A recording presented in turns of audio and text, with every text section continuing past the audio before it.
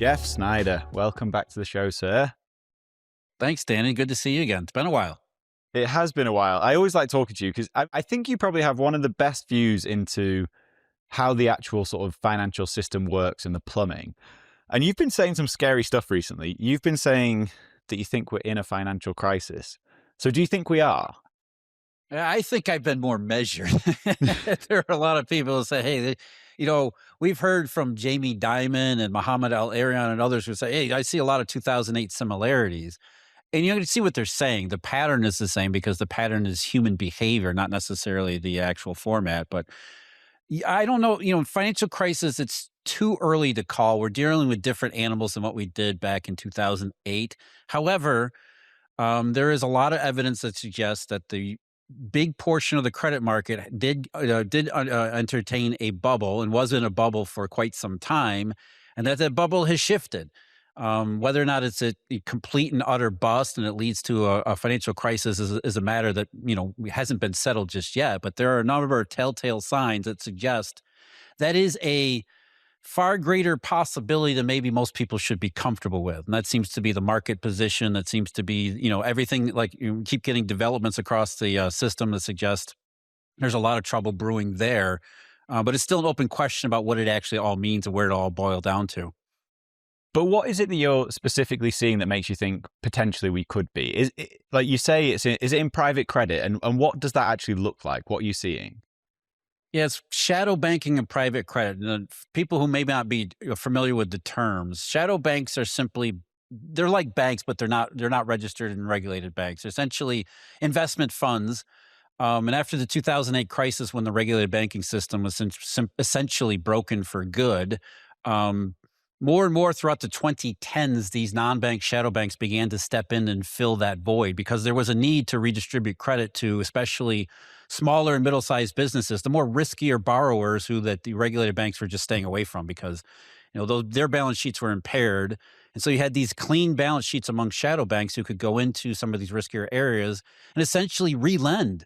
They were getting their funding from the banks who were, they looked at these shadow banks as less risky than lending directly. So they get funding from the banks and just re-lend into these other parts of the economy that were starved for credit. That went it went nuclear essentially in 21 and 22. The aftermath of the pandemic, the shadow banking just went absolutely crazy for a bunch of reasons, largely because everybody thought initially anyway it was going to lead to a permanent plateau of prosperity. So why not take a bunch of risk because it was going to lead to nothing but positive results going forward. So everyone in the space convinced themselves they could generate high levels of return that were essentially risk free. Which, whenever you hear that, alarm bells should be ringing because there's no such thing in finance. There's no such thing as high rates of return with low risk. It's high rates of return with what are perceived to be low risk until they're not actually low risk. So you had a hyper extension of private credit, essentially shadow banking, whatever you want to call it.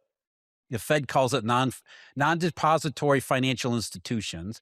But you had these investment funds that were out there raising tons of money and relending it to the real economy, believing that there was no downside to doing so, which is the fatal conceit in every debt-fueled bubble that we've ever seen in human history. So lots of money went into the space, a lot of it under really bad assumptions, which are all the ingredients for a credit market bubble.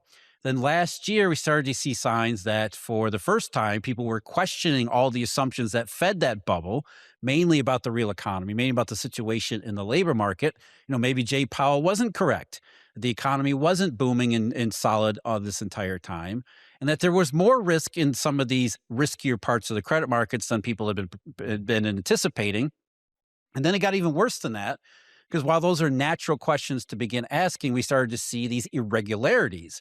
First with Tricolor and then First Brands and then Renovo and a bunch of them last fall. And then there was one just yesterday in the UK, what Jamie Dimon artfully called cockroaches.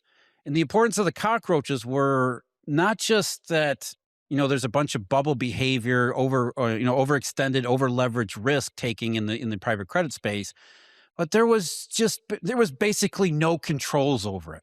We expect that the big banks who have been burned in the 2008 crisis and repeatedly along the way would at the very least have done a little bit of due diligence and underwriting and extending credit to these shadow banks before they extend credit to the rest of the borrowing public.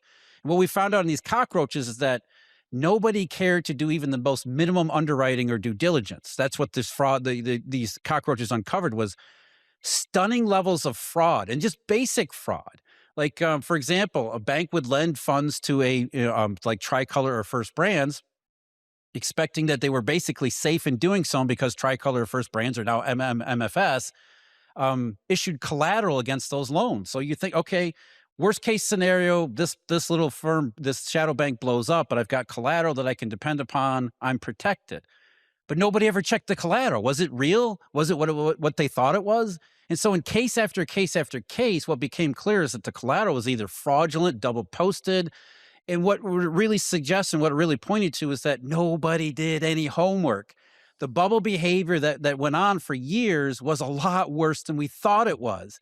And so the importance of the cockroaches is that one after another, it showed nobody has any idea of what these credits actually look like.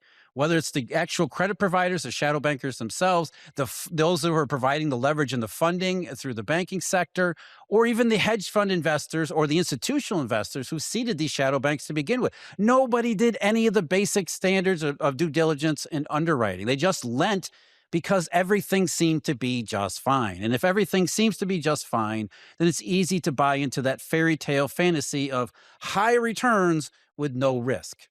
I mean, no one doing any due diligence reminds me very much of 2008. It sounds pretty similar. But if you had to compare this to like a previous financial crisis, like the situation we're in today, obviously 2008 was all around mortgage-backed securities. I don't know my history well enough to know exactly what caused the sort of Great Depression 1929 crash. But like, where would this fall? What do you how big and systemic can this become?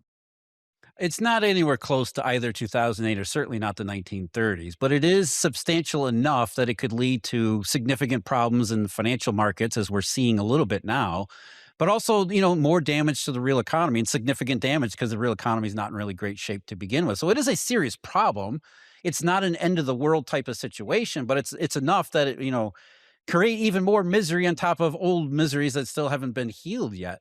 There are a lot of similarities, like you said. Bubbles tend to take the same forms each and every time. They're given, a different coat of paint, a different facade, different, modern technology and modern innovations. But they're basically, it all comes down to the same types of behavior. Everybody becomes convinced that nothing bad can happen. In large part becomes confirmation bias because you think this goes on year after year. Nothing bad has happened, therefore nothing bad can happen, which means I take even more stupid risk and do more stupid things, do even less due diligence. And everybody just prioritizes volume over everything else, over common sense. And it just gets bigger and bigger and bigger to the point that the imbalance is inevitably going to reverse. And then the question is what it means on the other side. So yeah, not 2008, certainly not 1930s, but significant enough where if it starts in private credit, which seems to have already done, that it could definitely spill over into other areas and create even more difficulties like leverage loans and high yield corporate credit. Financial markets, obviously, the stock market's not going to do well if we continue down this road. And this financial markets, like the stocks, if they start to become shaky again, if they start to really fall off, that's going to have macroeconomic feedbacks as well. So it's significant enough without being, a nightmare type of scenario. The portfolio that performs in one economic regime can get crushed in the next.